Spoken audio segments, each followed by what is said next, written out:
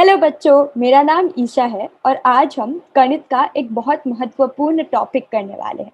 इसे हिंदी में विभाजन कहते हैं और इंग्लिश में डिवीजन कहते हैं। इसमें आप कोई भी एक बड़ी चीज लेते हो और उसको बराबरी के टुकड़ों में काट देते हो। आपने पिछली बार मल्टीप्लिकेशन यानी गणन सीखा था। ये एकदम उससे विपरीत जाता है। उसमें आपने कैसे सीखा था कि एक चीज को दूसरी चीज के साथ बार बार जोड़ते हो तो गणन का नंबर मिलता है। पर इसमें हम सीखेंगे कि कैसे आप डिवीजन कर सकते हो बार बार एक चीज को दूसरी चीज से घटा के, यानी सब्ट्रैक्शन करके। तो चलिए हम शुरुआत करते हैं एक कहानी से। तो सोचिए कि आप, राम और टीना एक गार्डन में चल रहे थे जब आपको 6 लकड़ियां मिली। ठीक है। अब आप सोच रहे हो कि इन 6 लकड़ियों को एक दूसरे के बीच बराबरी में कैसे बांटोगे। इन 6 लकड़ियों में से हम अगर एक कम कर दे तो हमारे पास बचेगा 5 लकड़ियां, है ना। हमने ये एक जो कम की वो हमने राम को दे दी। अब दूसरी लकड़ी हम टीना को दे रहे हैं।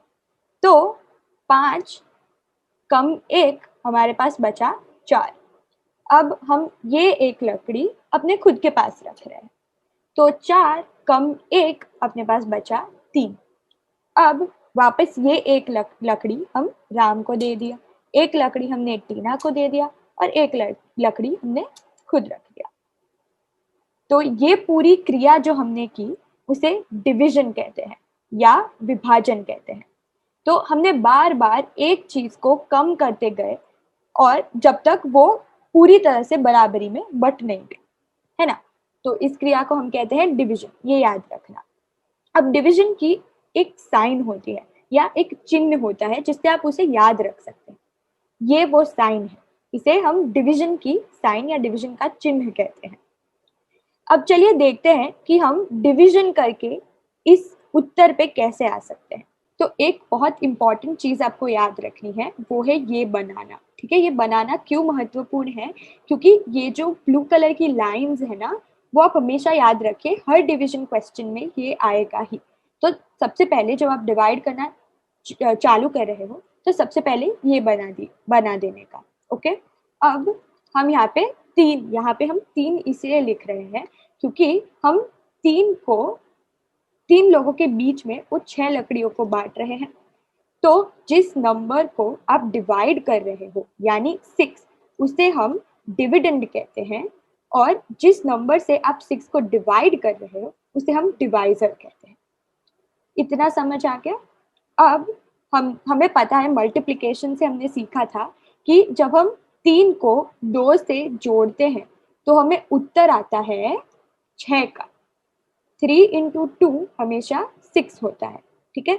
तो अब हम यहाँ पे ऊपर लिख देंगे 2, क्योंकि हमने अब राम, टीना और आपको तीनों को 2-2 लकड़ियां मिली, है ना। तो 2 से हमने इन दोनों को बांटा है। 2 में हमने 6 लकड़ियों को 3 लोगों के बीच में बांटा, इसलिए हम यहाँ पे वापस लिख देंगे 6। और इन दोनों को अगर हम सब्ट्रैक्ट करें यानी 6 - 6 कम 6 करें तो हमें उत्तर 0 आता है या 0 आता है। तो ये जो उत्तर आया उसे हम रिमाइंडर कहते हैं।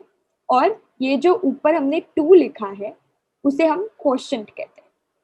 ये वीडियो आप ऐसा हो ना तो एक और बार देख लेना, ये इतना पोर्शन तो आपको अच्छे से याद रह जाएगा। ये डिवीजन के हर क्वेश्चन के लिए सबसे महत्वपूर्ण चीज है। एक बार फिर रिवाइज कर लेते हैं। ये जो 3 है, 3 लोगों के बीच में हम 6 लकड़ियों को बांट रहे हैं। तो यहाँ पे 3 बन जाता है डिवाइजर, 6 बन जाता है डिविडेंड। फिर हमें पता है कि 3 को अगर 2 से मल्टीप्लाई करते हैं या गणन करते हैं इन दोनों का, तो हमें उत्तर में 6 आता है। तो यहाँ पे ऊपर क्वोशिएंट में हम 2 लिख देंगे और यहाँ पे नीचे हम 6 लिख देंगे।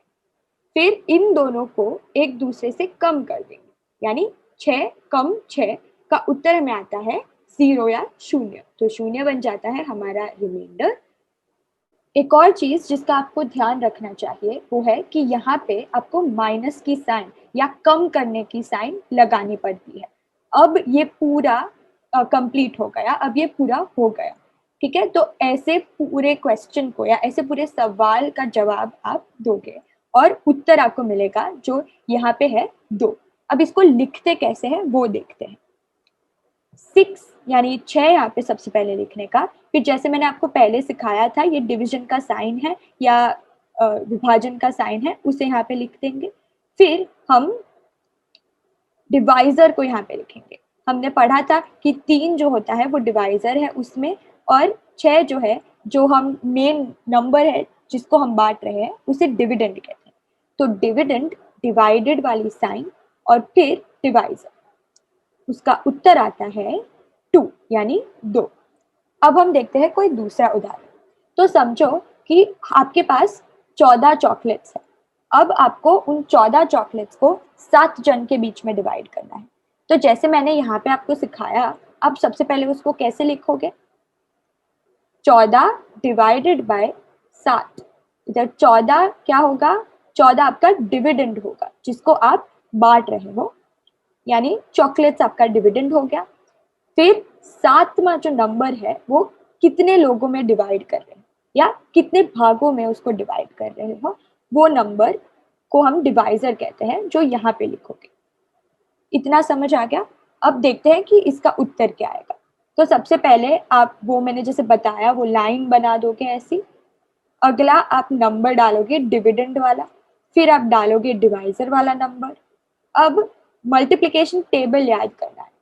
तो हमें पता है कि 7 या 7 को जब हम 2 से मल्टीप्लाई करते हैं या उसका जब हम 2 से मल्टीप्लिकेशन करते हैं तो हमें उत्तर आता है 14।